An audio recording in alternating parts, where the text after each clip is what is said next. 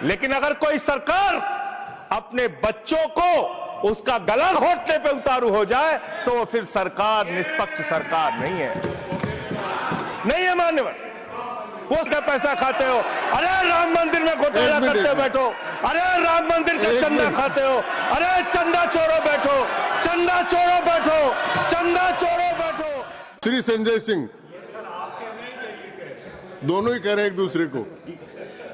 धन्यवाद मान्यवर, आपने एक अत्यंत महत्वपूर्ण बिल पे मुझे अपनी बात कहने का मौका दिया। मैं जैसे उदय प्रताप जी की चंद पंक्तियों से अपनी बात शुरू करूंगा। न मेरा है न तेरा है, ये हिंदुस्तान सबका है, नहीं समझी गई ये बात तो नुकसान सबका है।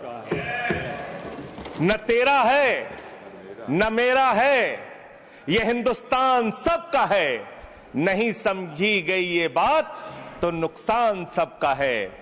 जो आकर मिल गई इसमें वो दिखलाई नहीं देती, जो नदियां मिल गई इसमें वो दिखलाई नहीं देती, महासागर बनाने में मगर एहसान सबका है, महासागर बनाने में मगर एहसान सबका है।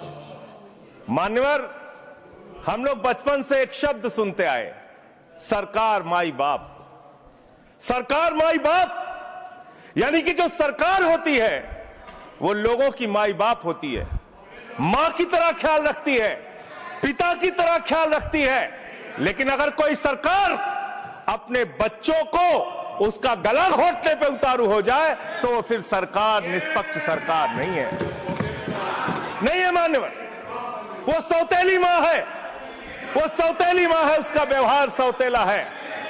और आज आप जो काम कर रहे हैं इस बिल के माध्यम से, आप बाबा साहब डॉक्टर भीमराव अंबेडकर जी के द्वारा लिखे गए संविधान की हत्या कर रहे हैं। और ये बात मैं इसलिए कह रहा हूं कि बाबा साहब डॉक्टर भीमराव अंबेडकर जी ने संविधान की धारा 26 में लिखा, धार्मिक मामलों के प्रबंधन की स्वतंत्रता, धार्मिक एवं धर्मार्थ उद्देश्यों के लिए संस्थाओं की स्थापना एवं रखरखाव करना, धर्म के मामलों में अपने स्वयं के मामलों का प्रबंधन करना, चल एवं अचल संपत्ति का स्वामित्व एवं अधिग्रहण करना तथा ऐसी संपत्ति का कानून के अनुसार प्रशासन करना। यह अधिकार आपने नहीं दिया, यह अधिकार किसी भारतीय जनता पार्टी के लोगों ने नहीं दिया, यह अधिकार बाबा साहब डॉक्टर भीमराव अंबेडकर जी के द्वारा लिखे गए भारत के संविधान ने दिया मानकर। और आप उस संवैधानिक अधिकार को छीन रहे हैं एक गैर संवैधानिक बिल लाके। क्या क्या लिखा इस कानून के अंदर आपने, किस तरीके से आपने इस संविधान की हत्या करने का काम किया। आप बड़ी बड़ी बातें कर रहे हैं। यह सरकार कह रही है कि ये कानून हम मुसलमानों के भले के लिए आ रहे हैं। जब मैं आपसे सुनता हूं तो मुझे लगता है कपिल शर्मा कॉमेडी सर्कस में बोल रहा है। आप मुसलमानों का भला कर रहे हैं, आप मुसलमानों का भला कर रहे हैं। दोनों सदन में एक भी सदस्य, दोनों सदन में सिर्फ एक सदस्य गुलाम अली को छोड़ के एक भी सदस्य आपका मुसलमान नहीं है। आप मुसलमानों का भला कर रहे हैं, आप मुसलमानों का भला कर रहे हैं। पूरी सरकार में एक मंत्री आपका मुसलमान नहीं है, आप मुसलमानों का भला कर रहे हैं। दो नेता अपने घरों में आपने बैठा दिया, मुख्तार अब्बास नकवी, शाहनवाज हुसैन, दोनों की राजनीति आपने खत्म कर दी। आप मुसलमानों का भला कर रहे हैं, आप मुसलमानों का भला कर रहे हैं, आप मुसलमानों का भला कर रहे हैं। अरे सुनना सीखो पहले। मान्यवर, मैं इनके इस कानून में क्या क्या लिखा हुआ है, क्या क्या कहा है इन्होंने। बैठ जाए कृपया, गुलाम अली जी बैठ जाए। धार्मिक संपत्तियों को यह बिल कब्जा करने की नापाक कोशिश है। इतनी शांति और धार्मिक संपत्तियों को सदन में इतनी कब्जा करने के लिए सदन में इतनी शांति है कि आराम से आप बोलोगे तो आराम से बोल रहा हूं सर। हाँ। आप बैठे हैं तो आपको देख के वैसे ही आराम आ जाता है। आपको देख के मैं वैसे ही आराम में रहता हूं सर। आप जब है आपका संरक्षण है तो आराम से ही बोल रहा हूं। बोलिए।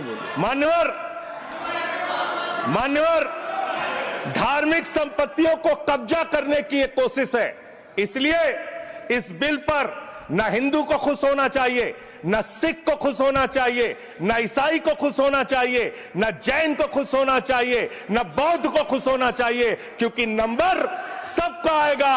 और आज वक्फ की संपत्तियां कब्जा करके आप अपने दोस्तों को देंगे, कल गुरुद्वारे की संपत्तियां कब्जा करके आप अपने दोस्तों को देंगे, फिर चर्चों की संपत्तियां कब्जा करके आप अपने दोस्तों को देंगे, फिर बौद्धों की संपत्तियां कब्जा करके आप अपने दोस्तों को देंगे, फिर जैनों की संपत्तियां कब्जा करके आप अपने दोस्तों को देंगे, फिर मंदिरों की जमीनें कब्जा करके आप अपने दोस्तों को देंगे। आप तो वो लोग हैं जिन्होंने प्रभु श्री राम के मंदिर में भी घोटाला किया। मान्यवर, प्रभु श्री राम के मंदिर के जमीन में घोटाला किया। मैं कागज दूंगा सर, मैं कागज दूंगा। कर दिया मैंने। ये लोग राम मंदिर में घोटाला करने वाले लोग हैं, राम मंदिर की जमीन का चंदा खाने वाले लोग हैं सर। ये लोग 2 करोड़ की जमीन 5 मिनट में 18 करोड़ में बेची सर इन लोगों ने। 16.5 करोड़ का घोटाला किया, 18.5 करोड़ में जमीन बेची। ये राम मंदिर में घोटाला करने वाले लोग हैं सर। मान्यवर, अरे प्रभु श्री राम के नाम का पैसा खाते हो तुम लोग। अरे बैठ जाओ, राम मंदिर का पैसा खाते हो। अरे राम मंदिर में घोटाला करते हो, बैठो। अरे राम मंदिर का चंदा खाते हो। अरे चंदा चोरो बैठो, चंदा चोरो बैठो, चंदा चोरो बैठो, बैठो चंदा चोरो, चंदा चोरो बैठ जाओ। चंदा चोर हो तुम लोग चंदा चोर हो, चंदा चोर हो तुम लोग, चंदा चोरो, चंदा चोरो, चंदा चोरो बैठो। 1 मिनट को प्लीज। चंदा चोरो बैठो। सभापति महोदय, Shri Gajendra Singh ji. Sir, I am not yielding sir, I am not yielding. सदस्य ने चंदा चोरी किया इन्होंने सर, राम का पैसा खाया करने वाले राम का पैसा खाया सर इन्होंने। राम मंदिर का विषय, राम मंदिर में चंदा चोरी किया इन्होंने। चंदा चोर है सर ये लोग। इन्होंने प्रभु श्री राम का चंदा खाया। कृपया बैठ जाए। चंदा चोरी किया सर। कृपया बैठ जाए। राम मंदिर के संबंध में सर राम मंदिर के संबंध में कहे गए सभी शब्दों को मैं कार्रवाई से निकाल रहा हूँ, कार्रवाई से निकाल दिए। 2 करोड़ की जमीन 18.5 करोड़ में खरीदी इन लोगों ने। 2 करोड़ की जमीन अयोध्या में 18.5 करोड़ में खरीदी। मान्यवर, कृपया मान्यवर, मेरा टाइम बचाया जा सर। मान्यवर,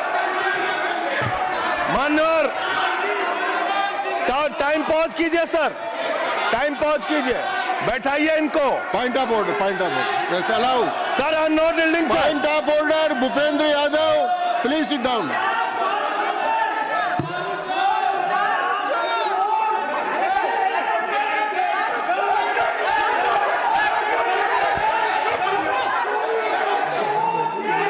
भाई पॉइंट ऑफ ऑर्डर मैंने दिया, आप जाइए स्थान पर, कृपया अपने स्थान पर जाएं। मैंने व्यवस्था का प्रश्न उठाने का मौका दिया भूपेंद्र जी यादव को।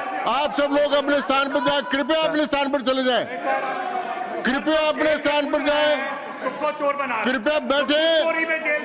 मैंने भूपेंद्र जी, कृपया बैठ जाएं, कृपया। श्री भूपेंद्र यादव सर, मैं पहले Bhupendra ji, yes sir, Bhupendra Yadav sir, Madan ji Rathore कृपया बैठ जाएं सर। ये कृपया, मैंने भूपेंद्र जी यादव को व्यवस्था का प्रश्न उठाने की अनुमति दी है, लेकिन मैं पहले बता दूं कि राम मंदिर के बारे में जो कुछ इनको कहा मैंने उसको एक्सपेंस कर दिया है, वो कार्रवाई का हिस्सा नहीं है। आप बोलिए सर। सर ये सदन का उच्च सदन है। रूल में बता देता हूं, रूल 238 और 240। आप 238 और 240, 238 and 240, you read it sir. There are sir 2 rules है, 238, 240। मेरे को बुक की जरूरत नहीं है।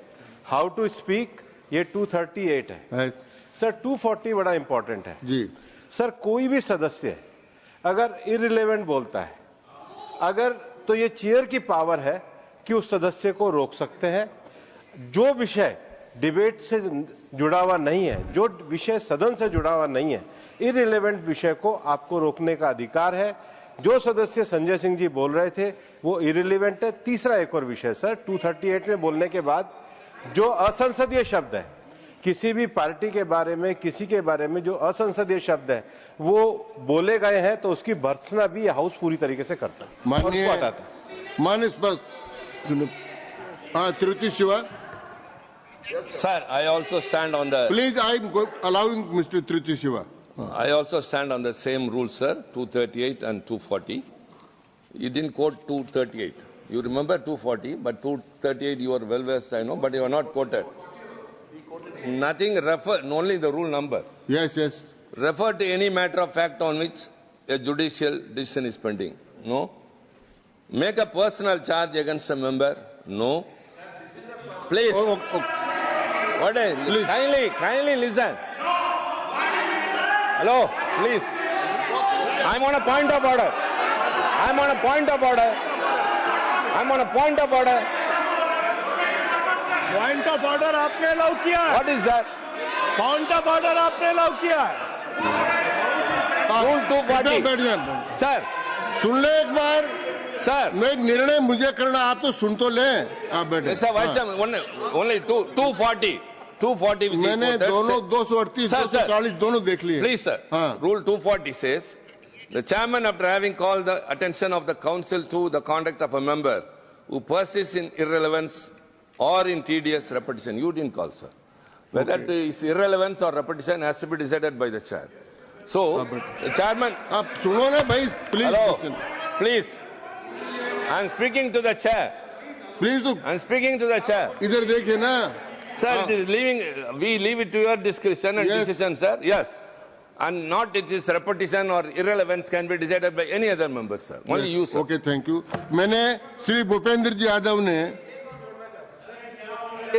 240 में ये और है कि अगर कोई दूसरा सदस्य भी किसी सदस्य के इरिलेवेंट डिबेट को सपोर्ट करता है तो उसको भी डिबार करना चाहिए, आपको शिवा को भी करना चाहिए। अब एक सेकंड, मेरी व्यवस्था यह है कि 238, 240 के अंतर्गत मैंने ऑलरेडी जो असंसदीय शब्द थे वो और राम मंदिर के बारे में, क्योंकि ये विधेयक की परव्यू में नहीं आता है, इसलिए मैंने राम मंदिर के बारे में इनके लगाए गए इलेक्शन और असंसदीय शब्दों को कार्रवाई से निकाल दिया। धन्यवाद। मान्यवर, आपने कहा कि इससे आप पिछड़े मुसलमानों का भला करने जा रहे हैं। सुनने में बहुत अच्छा लगता है कि आप पिछड़े मुसलमानों का भला करने जा रहे हैं। आपने इसमें कहा कि आप महिलाओं का भला करने जा रहे हैं। सुनने में बहुत अच्छा लगता है कि आप महिलाओं का भला करने जा रहे हैं, लेकिन ये सरकार और यहां पे इस समय मंत्री जी नहीं है, मैं उनसे पूछना चाहता हूं, आप देश को और सदन को गलत जानकारी क्यों दे रहे हैं? मानवर 2013 के वक्फ बिल में जो भारतीय जनता पार्टी की सहमति और सहयोग से पास हुआ, उसमें भी महिलाओं के लिए आरक्षण था। मना कर दीजिए कि नहीं था?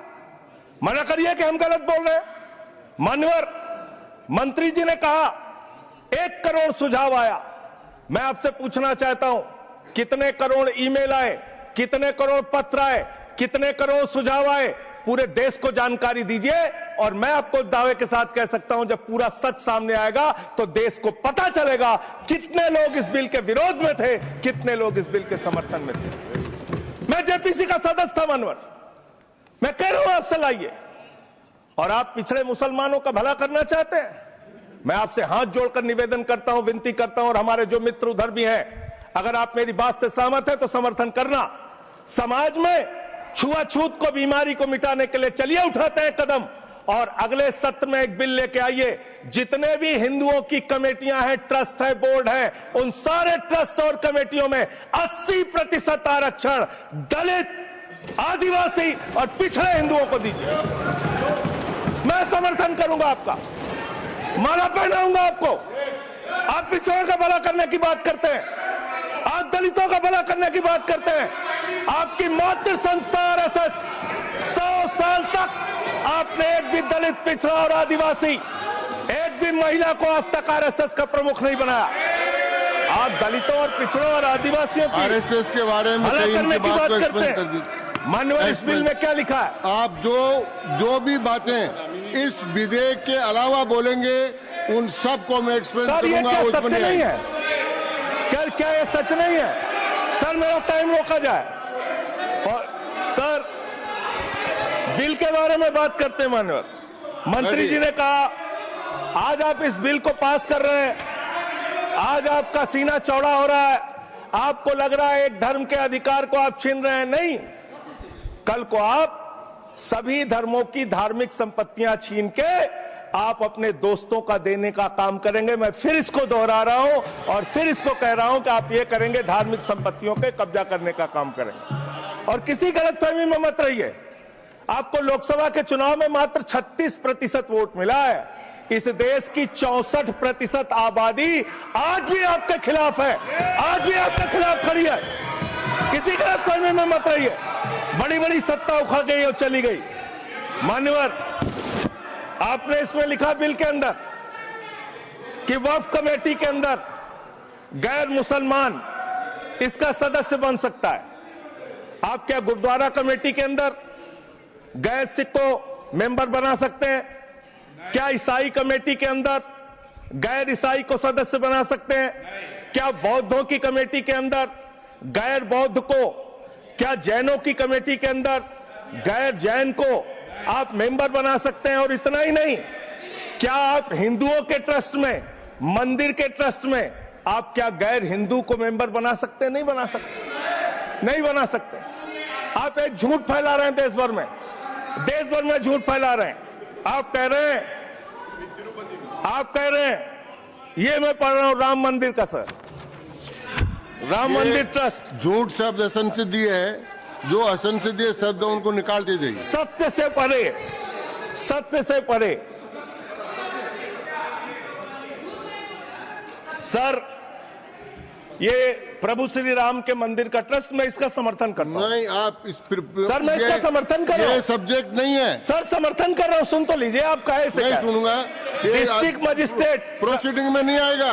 सर, मेरी बात तो बिल्कुल नहीं आएगा। सर, मेरी बात सुन लीजिए। घनश्याम जी प्लीज, चेयरमैन साहब, district magistrate of Ayodhya will be ex officio trustee who will be a practicing Hindu. If the DM is not Hindu, then additional district magistrate will be an ex officio member of the trust. हम इसका समर्थन करते हैं। Sir, Hindu धर्म के trust में हिंदू को member होना चाहिए, आपने लिखा, हम इसका समर्थन करते हैं। लेकिन आप दूसरे धर्मों के ऊपर कह रहे हैं। कल को आप गुरुद्वारा कमेटियों में कहेंगे सिख नहीं, दूसरे धर्म के लोग इसमें आएंगे। कल को आप जैन कमेटियों में घुसड़ेंगे, बौद्धों की कमेटियों में घुसड़ेंगे। ये बात गलत है, ये पूरी तरीके से गलत है। और आज पूरे देश को आप बताइए, मान्यवर, पूरे देश को आप बताइए, 2009 में आपने अपना घोषणा पत्र जारी किया था, मैनिफेस्टो। ये मैनिफेस्टो आपका लेके आया हूं, ये तो आपका डॉक्यूमेंट है, मेरे घर नहीं बना। इस मैनिफेस्टो में लिखा है इन्होंने कि 2009 के मैनिफेस्टो में लिखा है कि वक्फ की जमीनों पर जो अवैध कब्जे हुए हैं, के.आर. रहमान की कमेटी की रिपोर्ट के हिसाब से हम मुस्लिम धर्म गुरुओं के साथ बातचीत करके उसको खाली कराने का काम करेंगे। कितना दोहरा चरित्र है आपका। आपने कहा वक्फ की जमीनों को खाली कराने का काम करेंगे जिस पे कोई और कब्जा कर रखा है। मान्यवर, एक और बात, सुप्रीम कोर्ट के अंदर आप कह रहे हो कागज चाहिए, कागज चाहिए। मंत्री जी ने कहा कागज चाहिए। मंत्री जी, आपको कागज की बहुत जरूरत होती है, कागज आपको चाहिए। आपकी सरकार ने 2020 में, ये पूरे देश को देखना चाहिए, पूरे देश को सर, 2020 में मैं जेपीसी का मेंबर था, एक कागज वहां मिला में 2020 में सुप्रीम कोर्ट में। सर, आप, मेरी बात नहीं आ रही सर, सर मेरी बात नहीं आ रही। 2020 में मान्यवर, इस भारत की सरकार ने, मोदी जी की सरकार ने शपथ पत्र दिया सुप्रीम कोर्ट में। से क्या लिखा हुआ है? 99% वक्फ की संपत्तियां डिजिटाइज हो चुकी हैं। मुख्तार अब्बास नकवी साहब आपके मंत्री थे, उनका बयान है 100% वक्फ की संपत्तियां डिजिटाइज हो चुकी हैं। तो जब आप सारी संपत्तियां डिजिटाइज कर चुके हैं, सब कुछ ऑनलाइन कर चुके हैं वामसी पोर्टल में, सारे कागजात जांच चुके हैं, तो क्या आप फसाद कराने के लिए फिर से कागज मांग रहे हैं? फसाद कराने के लिए आप फसाद कराने के लिए कागज मांग रहे हैं? आप फसाद कराने वाले हिंदू हैं, हम सौहार्द फैलाने वाले हिंदू हैं। यह बुनियादी फर्क है, यह बुनियादी फर्क है। आप देश भर में फसाद, नफरत, लड़ाई झगड़ा कराने का काम करते हैं। मान्यवर, मैं अंत में आप लोगों से सिर्फ एक ही बात कहना चाहता हूं कि आज सच्चर कमेटी की रिपोर्ट की बात कही गई और कहा गया 12,000 करोड़ की आमदनी हो सकती थी। एक सुझाव मैं पूरे सदन की तरफ से इस सरकार को देना चाहता हूं। 12,000 करोड़ की आमदनी की चिंता है वक्फ की, करोड़ों मुसलमानों की चिंता है आपको। एक अपने दोस्त को पकड़ के लाइए, नीरव मोदी को 20,000 करोड़ वसूलिए, 12,000 करोड़ वक्फ को दीजिए, 8,000 करोड़ अपने पास रखिए। 8,000 करोड़ का आपको मुनाफा होगा, 12,000 करोड़ वक्फ को दे दीजिए, करोड़ों मुसलमानों का भला हो जाएगा। मान्यवर, अंतिम बात कह के आपने कहा सच्चर कमेटी की रिपोर्ट से 12,000 करोड़ की आमदनी की बात कही गई है। अर्ध सत्य मत बोलिए, पूरा सत्य बोला कीजिए। सुविधाजनक सत्य मत बोलिए, पूरा सच बोला कीजिए। मंत्री जी, इसमें लिखा हुआ है सच्चर कमेटी की रिपोर्ट में कि भारत की सरकार ने, राज्यों की सरकार ने अलग अलग राज्यों में अलग अलग जगहों पे 365 वक्फ की संपत्तियां कब्जा कर रखी हैं। आप उसके बारे में नहीं बताते, आप अर्ध सत्य बोलते हैं। मैं तो जेपीसी का मेंबर रहा हूं, मुझे सब पता है। तो इसलिए मान्यवर, आप फैला रहे हैं झूठ। ट्रिब्यूनल के फैसले, बस खत्म सर, खत्म। असत्य, सत्य से परे मान्यवर, सत्य से परे मान्यवर। ट्रिब्यूनल के लिए आप कह रहे हैं उसको अपील नहीं की जा सकती। हाई कोर्ट का फैसला ट्रिब्यूनल के फैसले के खिलाफ आया है, सुप्रीम कोर्ट का फैसला ट्रिब्यूनल के फैसले के खिलाफ आया है। आपने कहा 5 साल का प्रैक्टिसिंग मुस्लिम होना चाहिए। कैसे प्रैक्टिसिंग मुस्लिम तय करेंगे सर? आप क्या मुसलमानों के घर में सीसीटीवी का कैमरा लगाएंगे? कौन नमाज पढ़ रहा है, कौन नमाज नहीं पढ़ रहा है, कौन मुसलमान है, कौन मुसलमान नहीं है? आपने मान्यवर ऐसे प्रावधान इसमें रखे हैं जो बड़े अजीब है, जो अपने आप में ये बताते हैं कि आपकी मंशा सिर्फ देश में झगड़ा कराने की है, नफरत फैलाने की है, फसाद कराने की है। आपकी मंशा कहीं भी मुसलमानों का या किसी वर्ग का भला करने की नहीं है। बस एक अंतिम बात कह के अपनी बात समाप्त करूंगा। ये काम आपने देश के अंदर बहुत अच्छा शुरू कर दिया। आप एक काम करते हैं, देखो मुसलमानों को ठीक कर रहा हूं, दूसरी तरफ महंगाई बढ़ रही है, नुकसान हिंदुओं का। 94 लाख करोड़ रुपए शेयर बाजार में डूब रहा है, नुकसान हिंदुओं का। 11 लाख बच्चे स्कूलों से बाहर निकल गए, नुकसान हिंदुओं का। तो मुसलमानों को ठीक करने के नाम पर आप नुकसान देश के करोड़ों हिंदुओं का भी कर रहे हैं। इसलिए ये सब बातें करके देश में आप नफरत फैला के ये सब झगड़े फसाद के काम मत कीजिए। और अंत में आपसे एक ही बात कहना चाहता हूं, अभी भी वो मौका है इस बिल को जो गैर संवैधानिक है, जो बाबा साहब के संविधान के खिलाफ है, इसको वापस लीजिए। धन्यवाद।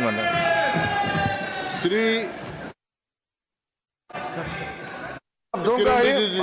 संजय सिंह जी को मैं जवाब देना चाहता हूं, सबका जवाब देंगे, लेकिन समस्या ये है, माननीय मंत्री जी को हस्तक्षेप करने का अधिकार है। जब मैं when I will reply to everybody please. मैं सबको जवाब दूंगा। मैं सिर्फ इतना ही कह रहा हूं कि संजय सिंह इतना तर्कहीन बात करते हैं, जवाब देने के लिए जगह भी नहीं है।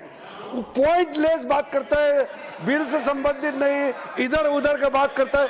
पॉइंट में बात कीजिए, मैं जवाब दूंगा बाद में। श्री येरम वेंकट सुब्बा रेड्डी।